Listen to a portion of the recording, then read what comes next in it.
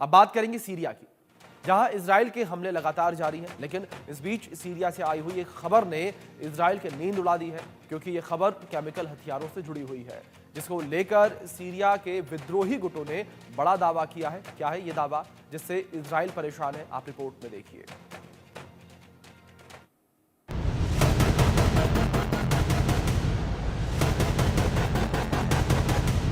Middle east में बारूद की बारिश हो रही है, जंगी ज्वाला भड़क रही है, हर तरफ बमों का शोर है, गोलियों की बौछार है।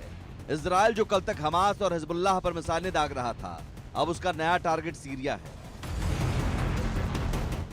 सीरिया में तख्ता पलट हो चुका है, विद्रोही गुट अपना कब्जा जमा चुके हैं, राष्ट्रपति असद देश छोड़कर रूस भाग चुके हैं और अब सीरिया से एक और डराने वाली खबर आ रही है।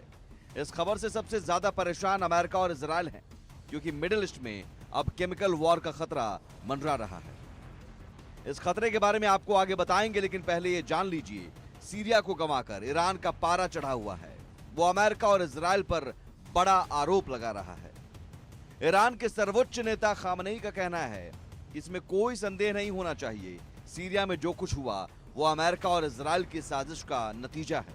उनके पास इसके सबूत भी हैं।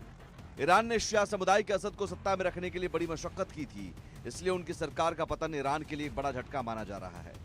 सीरिया में विद्रोही गुटों ने नई सरकार बनाने की तैयारी शुरू कर दी। देश के कार्यवाहक प्रधानमंत्री के नाम का भी ऐलान कर दिया है। इससे ईरान का पारा 7वें आसमान पर है। इस बीच तख्ता पलट के बाद भी सीरिया पर अमेरिका, तुर्की और इजराइल के हमले जारी हैं। इसमें सबसे आगे इजराइल है। इजरायली प्रधानमंत्री बेंजामिन नेतन्याहू की सेना ने पिछले 48 घंटों में सीरिया पर 350 से अधिक हमले करने का दावा किया है। सीरिया के नौसैनिक बेड़े, महत्वपूर्ण बंदरगाहों अलबायदा और लाताकिया को निशाना बनाया गया है, जिसमें 15 से अधिक जहाज तबाह हो गए।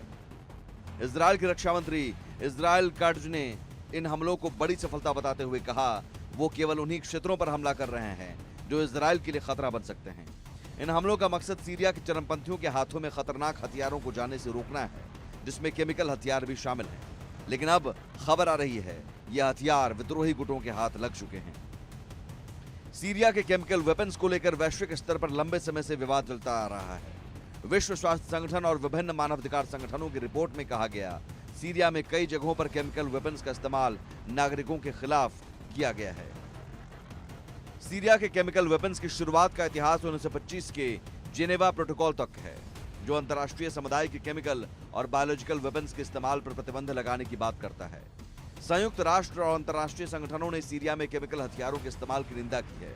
इसके लिए जिम्मेदार लोगों को न्याय के कटघरे में लाने की भी मांग की है। ऐसे में यह जानना जरूरी हो जाता है, यह हथियार कितने खतरनाक हैं। केमिकल वेपन्स को पुअर मैन्स न्यूक्लियर बॉम्ब भी कहा जाता है, क्योंकि ये एक वेपन ऑफ मास डिस्ट्रक्शन की कैटेगरी में आता है। और सीरिया के पास दुनिया का 3rd लार्जेस्ट केमिकल वेपन का स्टॉक पाइल है। यूएसए, रशिया के बाद 3rd नंबर के ऊपर आता है सीरिया। हजारों टन के इसके पास अलग अलग टाइप के केमिकल वेपन्स हैं। केमिकल वेपन एक बहुत ही घातक हथियार है, जो कि बहुत ज्यादा हानि करता है। ये अलग अलग तरीके से डिस्पेंस किया जा सकता है, जैसे कि एरोसोल, छोटे छोटे पार्टिकल्स हवा में हो जाते हैं, या गैस या पानी को पोल्यूट कर देगा, जमीन को पोल्यूट कर देगा। इस टाइप के अलग अलग इसके विभिन्न तरीकों से इसको यूज किया जा सकता है। सीरिया के केमिकल हथियारों को लेकर हमेशा से कमोबेश की स्थिति बनी रहती है, लेकिन बशर अल असद के देश छोड़ देने के बाद से यह आशंका जताई जा रही थी, इन रासायनिक हथियारों का क्या होगा। और अब विद्रोही गुटों के हाथ इन हथियारों के लगने से दुनिया खौफजदा है। अगर ये गलत हैंड्स, टेररिस्ट हैंड, इमेजिन करिए अल-कायदा, आइसिस, इनके हाथ में पड़ जाता है तो ये कितना डिस्ट्रक्शन कर सकते हैं। पहले बात तो इसको केमिकल वेपन को डिटेक्ट करना बहुत मुश्किल है। ये बहुत आसानी से बॉर्डर्स पार कर सकते हो, क्योंकि इनको कैरी करने के कंटेनर्स में है।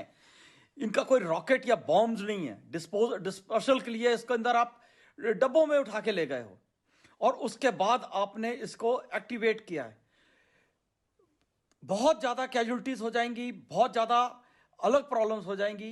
तो ये एक बहुत बड़ी प्रॉब्लम बन गई है दुनिया की, कि इन हथियारों को कैसे प्रोटेक्ट किया जाए कि ये गलत हाथों में ना पड़े।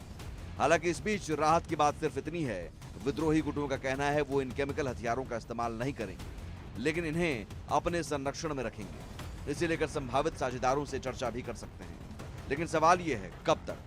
विद्रोही गुट कब तक अपने वादे पर कायम रहते हैं और इन केमिकल हथियारों का इस्तेमाल नहीं करते हैं? क्योंकि जब तक यह हथियार इनके हाथ में है, खतरा बना हुआ है।